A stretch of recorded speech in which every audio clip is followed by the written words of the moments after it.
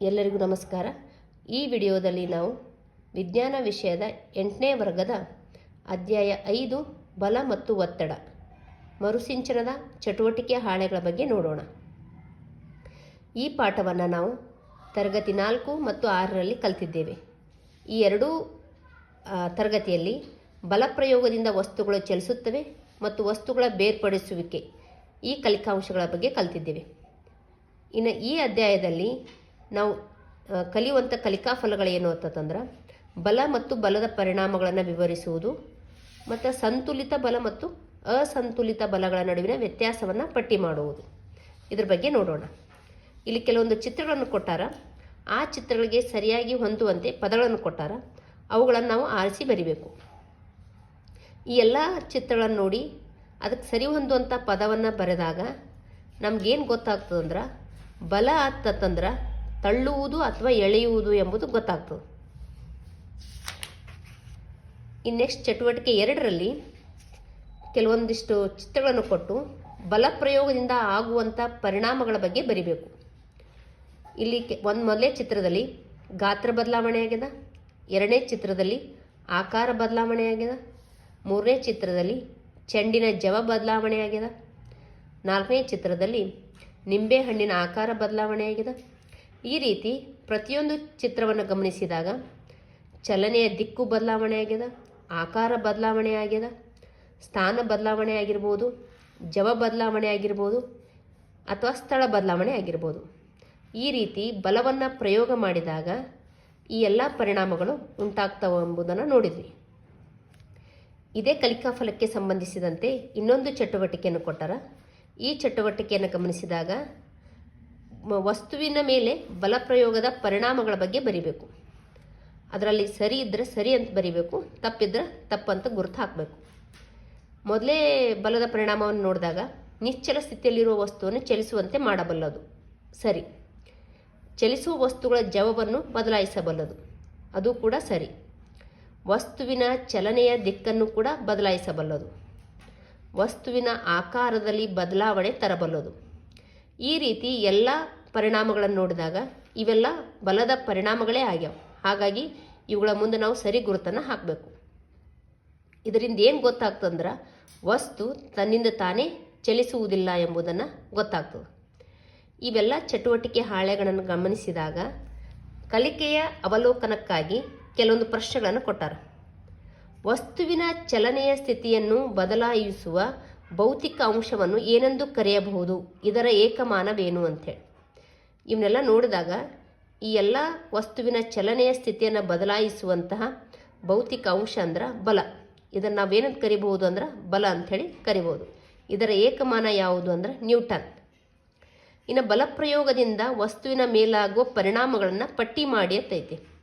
ಗಾತ್ರ ಮತ್ತು ಆಕಾರ ಬದಲಾವಣೆ ಆಗ್ತದೆ, ಚಲನೆಯ ದಿಕ್ಕು ಬದಲಾವಣೆ ಆಗ್ತದೆ, ಜವ ಕೂಡ ಬದಲಾವಣೆ ಆಗ್ತದೆ.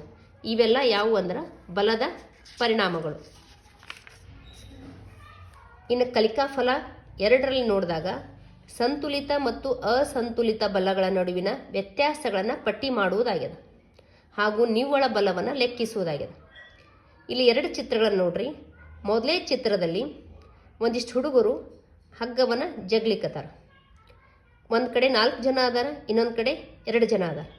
ಆದರೆ ಇಲ್ಲಿ ಯಾರೂ ಬೀಳೋ ಸ್ಥಿತಿಯಲ್ಲಿ ಇಲ್ಲ. ಇದನ್ನು ನೋಡಿದಾಗ ನಮ್ಗೇನು ಗೊತ್ತಾಗ್ತಂದ್ರೆ ಇಲ್ಲಿ 4 ಜನ ಇದ್ದರೂ ಇಲ್ಲಿ 2 ಜನ ಇದ್ದರೂ ಕೂಡ ಅಲ್ಲಿ ಬಲ ಯಾವ ರೀತಿ ಪ್ರಯೋಗ ಆಗಕತ್ತದ, ಸಮವಾಗಿ ಬಲ ಪ್ರಯೋಗ ಆಗ್ಲಿಕ್ಕತ್ತದ. ಹಾಗಾಗಿ ಇದು ಸಂತುಲಿತ ಬಲ. ಇನ್ನು 2ನೇ ಚಿತ್ರದಲ್ಲಿ ಒಬ್ಬ ಹುಡುಗ ಚೆಂಡನ್ನು ಹಿಡಿಲಿಕ್ಕತ್ತಾನ. ಇದು ಯಾವುದು ಅಂದ್ರೆ ವಸ್ತುವನ್ನು ಚಲಿಸುವಂತೆ ಮಾಡುವುದೇ ಅಸಂತುಲಿತ ಬಲ. ಇಲ್ಲಿ ಚೆಂಡು ಚಲಿಸ್ಲಿಕ್ಕತ್ತದಂದ್ರೆ ಇಲ್ಲಿ ಯಾವ ರೀತಿಯ ಬಲ ಐತೆ ಅಂದ್ರೆ ಅಸಂತುಲಿತ ಬಲ. ಇನ್ನು ಇಲ್ಲಿ ಇಬ್ಬರು ತಮ್ಮ ಶಕ್ತಿಯನ್ನು ಪ್ರದರ್ಶನ ಮಾಡ್ಲಿಕ್ಕತ್ತಾರ, ಆದರೆ ಕೈ ಯಾವ ಕಡೆನೂ ಬಾಗಿಲ್ಲ. ಇದನ್ನು ನೋಡಿದಾಗ ಏನು ಗೊತ್ತಾಗ್ತದೆ, ಇದು ಸಂತುಲಿತ ಬಲ. ಇನ್ನು ನೆಕ್ಸ್ಟ್ ಚಿತ್ರ ಗಮನಿಸಿದಾಗ ಒಂದು ಕಡೆ 300 ನ್ಯೂಟನ್ ಬಲ ಪ್ರಯೋಗ ಆಗ್ಲಿಕ್ಕತ್ತದ, ಇನ್ನೊಂದು ಕಡೆನೂ 300 ನ್ಯೂಟನ್ ಬಲ ಪ್ರಯೋಗ ಆಗ್ಲಿಕ್ಕತ್ತದ. ಇವೆರಡು ವಿರುದ್ಧ ದಿಕ್ಕಿನಲ್ಲಿ ಬಲ ಪ್ರಯೋಗವಾಗ್ಲಿಕ್ಕತ್ತಾವ. ಹಾಗಾಗಿ ಇದು ಕೂಡ ಸಂತುಲಿತ ಬಲ. ಇಲ್ಲೊಬ್ಬ ಮಹಿಳೆ ಗೋಡೆಯನ್ನು ತಳ್ಳಿಕ್ಕತ್ತಾಳ. ಇಲ್ಲಿ ಗೋಡೆ ಚಲಿಸ್ಲಿಕ್ಕತ್ತಿಲ್ಲ, ಚಲಿಸ್ಲಿಕ್ಕತ್ತಿಲ್ಲ ಅಂತಂದ್ರೆ ಸಂತುಲಿತ ಬಲ. ಇನ್ನು ಮುಂದಿನ ಚಿತ್ರದಲ್ಲಿ 3 ಜನ ಒಂದು ಕಡೆ 300 ನ್ಯೂಟನ್ ಬಲ ಪ್ರಯೋಗ ಮಾಡ್ಲಿಕ್ಕತ್ತಾರ, ಇನ್ನೊಬ್ಬರು 100 ನ್ಯೂಟನ್ ಬಲ ಪ್ರಯೋಗ ಮಾಡ್ಲಿಕ್ಕತ್ತಾರ. ಇವರಿಬ್ಬರದ್ದು ಏನೈತಿ, ವಿರುದ್ಧ ದಿಕ್ಕಿನಲ್ಲಿ ಐತಿ. ಆದ್ರೆ ಇಲ್ಲೊಬ್ಬ ವ್ಯಕ್ತಿ ಬೀಳ್ಲಿಕ್ಕತ್ತಾನ. ಹಂಗಂದ್ರೆ ಇಲ್ಲಿ ಜಾಸ್ತಿ 300 ನ್ಯೂಟನ್ ಬಲ ಪ್ರಯೋಗ ಮಾಡೋದು ಜಾಸ್ತಿ ಆಯಿತು. ಇದು ನೋಡಿದ ತಕ್ಷಣ ಗೊತ್ತಾಗ್ತದ, ಇದು ಅಸಂತುಲಿತ ಬಲ ಅಂಥೇಳಿ.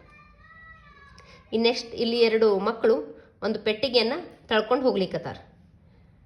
ಇಬ್ಬರು ಒಂದೇ ದಿಕ್ಕಿನಲ್ಲಿ ಬಲ ಪ್ರಯೋಗ ಮಾಡ್ಲಿಕ್ಕತ್ತಾರ. ಹಾಗಾಗಿ ಪೆಟ್ಟಿಗೆ ಏನಾಗ್ಲಿಕ್ಕತ್ತದ, ಚಲಿಸ್ಲಿಕ್ಕತ್ತದ. ಹಾಗಾಗಿ ಇದು ಅಸಂತುಲಿತ ಬಲ. ಇನ್ನು ನೆಕ್ಸ್ಟ್ ಒಂದು ಪೆಟ್ಟಿಗೆ ಅಥವಾ ಪೆಟ್ಟಿಗೆ ಆಕಾರದ ವಸ್ತುವನ್ನು ಇಬ್ಬರು ವ್ಯಕ್ತಿಗಳು ತಳ್ಳಿಕ್ಕತ್ತಾರ. ಆದ್ರೆ ಇಲ್ಲಿ ನೋಡಿದ ತಕ್ಷಣ ಇದು ಸಂತುಲಿತನೋ ಅಸಂತುಲಿತನೋ ಅದು ಗೊತ್ತಾಗ್ತಾ ಇಲ್ಲ. ಆದ್ರೆ ಒಂದು ಕಡೆ 100 ನ್ಯೂಟನ್ ಬಲ ಪ್ರಯೋಗ ಆಗ್ಲಿಕ್ಕತ್ತದ, ಇನ್ನೊಂದು ಕಡೆ 50 ನ್ಯೂಟನ್ ಬಲ ಪ್ರಯೋಗ ಆಗ್ಲಿಕ್ಕತ್ತದ. ಅಂದ್ರೆ ಇದು ವಸ್ತು ಚಲಿಸ್ತದ ಅಂತ ಗೊತ್ತಾಗ್ತದೆ. ಹಾಗಾಗಿ ಇದು ಕೂಡ ಅಸಂತುಲಿತ ಬಲ. ಇವನ್ನೆಲ್ಲ ನೋಡಿದಾಗ ನಮಗೇನು ಗೊತ್ತಾಗ್ತಪ್ಪ ಅಂದ್ರೆ, ವಸ್ತುಗಳ ನಡುವೆ ವಿರುದ್ಧ ದಿಕ್ಕಿನಲ್ಲಿ ಪ್ರಯೋಗಿಸುವ ಬಲಗಳು ಪರಸ್ಪರ ಸಮನಾದರೆ ಫಲಿತ ಬಲ 0 ಆಗಿರುತ್ತದೆ ಮತ್ತು ಆಗ ಕಾಯವು ಚಲಿಸುವುದಿಲ್ಲ ಎಂಬುದು ಗೊತ್ತಾಗ್ತದೆ.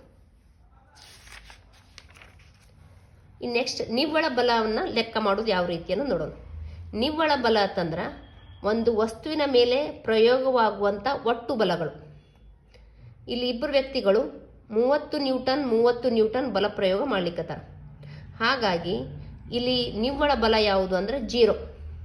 ಯಾಕಂದ್ರೆ ಒಬ್ಬ ವ್ಯಕ್ತಿಯ ಬಲವನ್ನು F1 ಅಂತ ತಿಳ್ಕೊಳ್ಳೋನು, ಇನ್ನೊಬ್ಬ ವ್ಯಕ್ತಿಯ ಬಲವನ್ನು F2 ಅಂತ ಹೇಳಿ ತಿಳ್ಕೊಂಡ್ರೆ 30 ನ್ಯೂಟನ್ ಮೈನಸ್ 30 ನ್ಯೂಟನ್ ಏನಾಗ್ತದೆ, 0 ಆಗ್ತದೆ. ಇನ್ನು ಎರಡನೇ ಚಿತ್ರದಲ್ಲಿ ಒಂದು ಹುಡುಗ 25 ನ್ಯೂಟನ್ ಬಲ ಪ್ರಯೋಗ ಮಾಡ್ಲಿಕ್ಕತ್ತಾನ, ಇನ್ನೊಂದು ಹುಡುಗ 20 ನ್ಯೂಟನ್ ಬಲ ಪ್ರಯೋಗ ಮಾಡ್ಲಿಕ್ಕತ್ತಾನ. ಇವರಿಬ್ಬರು ಒಂದೇ ದಿಕ್ಕಿನಲ್ಲಿ ಬಲ ಪ್ರಯೋಗ ಮಾಡುವುದರಿಂದ ನಿವ್ವಳ ಬಲ ಏನಾಗಿ ಮಾಡಬೇಕಿಲ್ಲಿ ಕೂಡಿಸ್ಬೇಕು. ಅವಾಗ ಅದು ಎಷ್ಟಾಗ್ತದೆ ಅಂದ್ರೆ 45 ನ್ಯೂಟನ್ ಆಗ್ತದೆ. ಇನ್ನು ಮೂರನೇ ಚಿತ್ರದಲ್ಲಿ ಇಬ್ಬರು ವ್ಯಕ್ತಿಗಳು ಒಂದು ಪೆಟ್ಟಿಗೆಯನ್ನು ಒಂದೇ ದಿಕ್ಕಿನಲ್ಲಿ ತಳ್ಳಲಿಕ್ಕತ್ತಾರ. ಇಬ್ಬರು 20 ನ್ಯೂಟನ್ ಬಲ ಹಾಕ್ಲಿಕ್ಕತ್ತಾರ.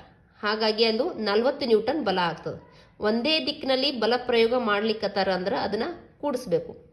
ವಿರುದ್ಧ ದಿಕ್ಕಿನಲ್ಲಿ ಬಲ ಪ್ರಯೋಗ ಮಾಡಕತ್ತಾರ ಅದನ್ನು ವ್ಯತ್ಯಾಸವನ್ನು ಕಂಡುಹಿಡಿಬೇಕು. ಅದು ನಿವ್ವಳ ಬಲ ಆಗಿರ್ತದೆ. ಇನ್ನು ಅದೇ ಚಿತ್ರದಲ್ಲಿ ಇಬ್ಬರು 20 ನ್ಯೂಟನ್ ಬಲ ಹಾಕ್ಲಿಕ್ಕತ್ತಾರ, ಆದ್ರೆ ಅದು ವಿರುದ್ಧ ದಿಕ್ಕಿನಲ್ಲಿ ಐತಿ. ಹಾಗಾಗಿ ಇಲ್ಲಿ ಪೆಟ್ಟಿಗೆ ಏನಾಗುವುದಿಲ್ಲ, ಚಲಿಸುವುದಿಲ್ಲ. ಹಾಗಾಗಿ ಇಲ್ಲಿ ನಿವ್ವಳ ಬಲ ಏನಾಯಿತು, 0 ಆಯಿತು. ಇನ್ನು ಅದೇ ರೀತಿ ಇಬ್ಬರು ಶಕ್ತಿಯನ್ನು ತಮ್ಮ ಕೈಗಳ ಮೂಲಕ ಪ್ರದರ್ಶನ ಮಾಡ್ಲಿಕ್ಕತ್ತಾರ. ಇಬ್ಬರೂ ಕೂಡ 100 ನ್ಯೂಟನ್ ಬಲ ಹಾಕ್ಲಿಕ್ಕತ್ತಾರ. ಇಲ್ಲಿ ಯಾವುದೇ ಕಡೆ ಕೈ ಬಾಗಿಲ್ಲ. ಹಾಗಾಗಿ ಇಲ್ಲಿ ಕೂಡ ನಿವ್ವಳ ಬಲ 0. ಇನ್ನು ಕೊನೆಯ ಚಿತ್ರದಲ್ಲಿ 3 ಜನ ಕೂಡಿ 300 ನ್ಯೂಟನ್ನ ಬಲ ಹಾಕ್ಲಿಕ್ಕತ್ತಾರ. ಇಲ್ಲಿ ಒಬ್ಬ ವ್ಯಕ್ತಿ 100 ನ್ಯೂಟನ್ ಬಲ ಹಾಕ್ಲಿಕ್ಕತ್ತಾನ. ಹಾಗಾಗಿ 300 ನ್ಯೂಟನ್ ಮೈನಸ್ 100 ನ್ಯೂಟನ್ ಅಂದರೆ 200 ನ್ಯೂಟನ್ ಇಲ್ಲಿ ನಿವ್ವಳ ಬಲ ಪ್ರಯೋಗ ಆಗ್ಲಿಕ್ಕತ್ತ ಅಂತ ಹೇಳಿ ಗೊತ್ತು ಮಾಡ್ಕೋಬೇಕು. ಇಷ್ಟೆಲ್ಲ ಕಲಿತಾದ್ಮೇಲೆ ಕಲಿಕೆಯನ್ನು ದೃಢೀಕರಿಸಲು ಇಲ್ಲಿ 2 ಪ್ರಶ್ನೆಗಳನ್ನು ನೀಡ್ಯಾರ. ನಿವ್ವಳ ಬಲವನ್ನು ಹೇಗೆ ವ್ಯಾಖ್ಯಾನಿಸುವಿರಿ? ನಿವ್ವಳ ಬಲದ ಏಕಮಾನ ಯಾವುದು ಅಂಥೇಳಿ. ಒಂದು ಸಮತಲದ ಮೇಲಿರುವ ಕಾಯದ ಮೇಲೆ ಪ್ರಯೋಗವಾಗುತ್ತಿರುವ ಎಲ್ಲ ಬಲಗಳ ಒಟ್ಟು ಮೊತ್ತವನ್ನೇ ನಿವ್ವಳ ಬಲ ಅಂತ ಕರೀತಾರೆ. ಇದರ ಏಕಮಾನ ನ್ಯೂಟನ್. ಇಲ್ಲಿ ಇನ್ನೊಂದು ಕ್ವಶನ್ ಐತಿ, ವಸ್ತುವಿನ ತೂಕವನ್ನು ಅಳೆಯಲು ನ್ಯೂಟನ್ ಬಳಸುತ್ತಾರೆ, ಇದನ್ನು ಸಮರ್ಥಿಸಿ ಅಂಥೇಳಿ. ನೋಡ್ರಿ, ತೂಕ ಮತ್ತು ಬಲ ಇವನ್ನೆಲ್ಲ ನೋಡಿದಾಗ 2 ಬೇರೆ ಬೇರೆ ಅಂತ ಅನಿಸ್ತಿರ್ಬೋದು. ಆದರೆ ತೂಕನೂ ಕೂಡ ಬಲನೇ ಆಗ್ಯದ. ಒಂದು ವಸ್ತುವಿನ ಮೇಲೆ ಗುರುತ್ವಾಕರ್ಷಣೆ ಬಲವನ್ನೇ ನಾವೇನಂತ ಕರಿತೀವಿ, ತೂಕ ಅಂತ ಹೇಳಿ ಕರಿತೀವಿ. ಒಂದು ವಸ್ತುವನ್ನು ಇಟ್ಟಾಗ ಅದರ ಮೇಲೆ ಯಾವಾಗಲೂ ಗುರುತ್ವಾಕರ್ಷಣೆ ಅಂದರೆ ಭೂಮಿಯ ಗುರುತ್ವಾಕರ್ಷಣೆ ಯಾವಾಗಲೂ ಪ್ರಯೋಗವಾಗ್ತಿರ್ತದ. ಇದೇ ಅದರ ತೂಕ ಅಂತ ಹೇಳಿ ಕರಿತೀವಿ. ಇನ್ನು ದ್ರವ್ಯರಾಶಿ ಅಂತಂದ್ರೆ ವಸ್ತುಗಳನ್ನ ಅಣುಗಳ ಸಂಗ್ರಹ, ಅದನ್ನು ನಾವು ಕಿಲೋಗ್ರಾಮ್ನಲ್ಲಿ ಅಳಿತೀವಿ. ತೂಕವನ್ನು ಕೂಡ ನಾವೇನು ಎದರಲ್ಲಿ ಅಳಿಬಹುದು, ನ್ಯೂಟನ್ನಲ್ಲಿ ಅಳಿಬಹುದು. ತೂಕವು ಕೂಡ ಒಂದು ರೀತಿಯ ಬಲವೇ ಆಗಿದ್ದರಿಂದ ಇದನ್ನು ಅಳೆಯಲು ಕೂಡ ನಾವು ಏನು ಮಾಡ್ಬೋದು, ನ್ಯೂಟನನ್ನು ಏಕಮಾನವಾಗಿ ಬಳಸಬಹುದು. ಈ ಎಲ್ಲ ಚಟುವಟಿಕೆಯ ಹಾಳೆಗಳ ಮಾಹಿತಿಯನ್ನು ನಿಮ್ಮ ಕಡೆ ಹಂಚಿಕೊಂಡಿದ್ದೀನಿ. ಇದನ್ನು ಚೆನ್ನಾಗಿ ಅಭ್ಯಾಸ ಮಾಡಿ ತಿಳಿದುಕೊಳ್ಳಿ. ಧನ್ಯವಾದಗಳು.